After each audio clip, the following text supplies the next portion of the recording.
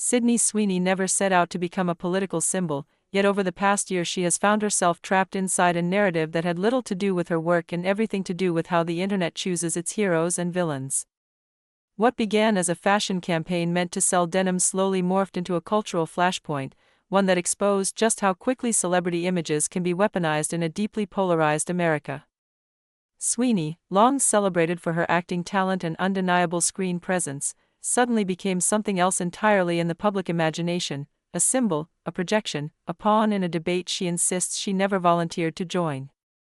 The controversy ignited last summer when Sweeney starred in an American Eagle jeans campaign that spread across social media at lightning speed. The advertisement itself was relatively simple, featuring the actress in classic denim with messaging that played on the phrase, "Good jeans," a long-standing slogan in the fashion and advertising world meant to suggest timeless style and inherited beauty. But in an online climate where every image is scrutinized through a political and ideological lens, the campaign struck a nerve. Critics quickly seized on the phrase, pairing it with Sweeney's blonde hair and blue eyes, and accused the brand of promoting imagery they claimed echoed eugenics-era rhetoric. Within hours, the ad was no longer about jeans. It had become a battleground. Social media platforms erupted with heated commentary, much of it wildly disproportionate to the original content. Some users accused the campaign of flirting with extremist symbolism, with a particularly loud faction going so far as to label it Nazi propaganda, a comparison that stunned many observers who saw the ad as little more than a conventional fashion shoot. Others pushed back just as fiercely, accusing critics of seeing monsters where none existed and arguing that the outrage itself was performative and exhausting. In the middle of it all stood Sweeney, largely silent, watching as her image was dissected, politicized, and reshaped without her consent. As the firestorm grew, reports began circulating that Sweeney was a registered Republican, a detail that added fuel to an already raging blaze. For some left-leaning fans, the revelation felt like a betrayal, sparking condemnation and calls for boycotts. For others, particularly those weary of Hollywood's overwhelmingly liberal reputation, it was oddly refreshing. The actress suddenly found herself embraced by an entirely different audience, one eager to claim her as proof that not every glamorous Hollywood star followed the same ideological script. Even then President Donald Trump chimed in with a joke that sent headlines spinning further, quipping, "Now I love her ad," a comment that ensured the controversy would live on far beyond its original lifespan. What made the situation particularly surreal was how little Sweeney herself had said. She did not issue long political statements. She did not jump into ideological debates or attempt to reframe the narrative publicly. Her silence, however, was not interpreted as neutrality. Instead, it became another canvas onto which people projected their assumptions. To some, her refusal to engage was read as quiet defiance of political correctness. To others, it was interpreted as complicity. In the modern celebrity ecosystem, not speaking can be just as loud as shouting, and Sweeney learned that lesson in real time. By December, the discourse took another sharp turn when Sweeney appeared on a late-night talk show sporting a dramatically different look. With her hair styled in a sleek, retro fashion and makeup reminiscent of cable news anchors from a bygone era, social media wasted no time drawing comparisons. Memes flooded timelines, mocking her resemblance to a vintage Fox News hostess. The laughter carried an edge, blending humor with ridicule, as if her physical appearance alone was now evidence in an ongoing political trial. What might once have been dismissed as harmless styling experimentation became, yet again, another data point in the internet's case against her. Through it all, Sweeney continued working. She filmed projects, attended events, and quietly laid the groundwork for a new chapter in her career.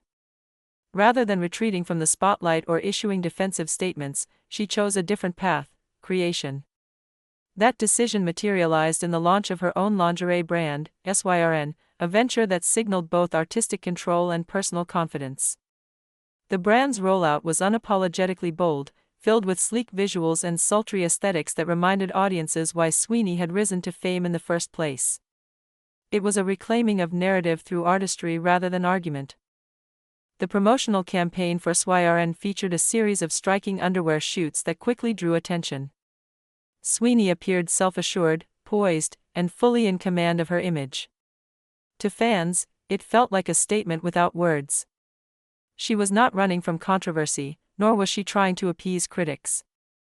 Instead, she was doubling down on her identity as an artist and entrepreneur, choosing to speak through visuals and creative direction rather than political commentary.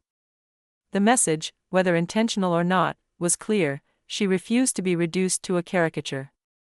That sentiment came into sharper focus when Sweeney graced the cover of Cosmopolitan, showcasing her now famous cleavage in a lace-trim bra. The image was instantly iconic, blending glamour with confidence, but it was the interview inside the magazine that truly peeled back the layers of her experience over the past year. In one of the more revealing moments, she addressed the way the public had framed her politically, pushing back against the idea that she was ever trying to send a message at all. "I've never been here to talk about politics," she explained, her words measured but firm. "I've always been here to make art, so this is just not a conversation I want to be at the forefront of." It was a simple statement, yet one that cut through months of noise. For Sweeney, the issue was never about ideology. It was about intention, or rather, the lack of it. She had not set out to provoke, persuade, or symbolize. She had set out to create. She went further, reflecting on how her refusal to play along with political narratives seemed to invite even more projection. "And I think because of that, people want to take it even further and use me as their own pawn," she said, acknowledging the strange paradox of modern celebrity. By declining to declare allegiance, she had somehow become more valuable to both sides of the cultural divide. To some, she represented a pushback against rigid ideological expectations. To others, she embodied a threat, a reminder that not every public figure could be neatly categorized. The labels followed her relentlessly. MAGA Barbie became one of the most persistent, a nickname that reduced her complexity to a sneer and an assumption. It was a name designed to provoke, to box her into a stereotype that blended femininity, conservatism, and perceived superficiality. For critics, it was a way to dismiss her without engaging with her actual words or work. For supporters, it was something to reclaim or mock in reverse. Either way, it stuck, another example of how quickly internet culture can flatten real people into memes. What made the entire saga particularly revealing was how much it said about the audience rather than the actress herself. Sweeney's career trajectory had always been rooted in performance, from her emotionally raw roles to her ability to command attention on screen. Yet suddenly, her body, her hair color, her clothing, and even her silence were being read as political statements. The scrutiny exposed an uncomfortable truth: in a hyperpolarized society, neutrality itself is often seen as suspicious. Despite the noise, Sweeney's response remained remarkably consistent. She did not lash out. She did not issue apologies for interpretations she never intended. Instead, she reiterated her commitment to her craft and to creating work that felt authentic to her. In an industry where stars are often expected to signal virtue or allegiance at every turn, her stance felt quietly radical. It suggested that there might still be space for artists who exist outside the constant churn of political performance.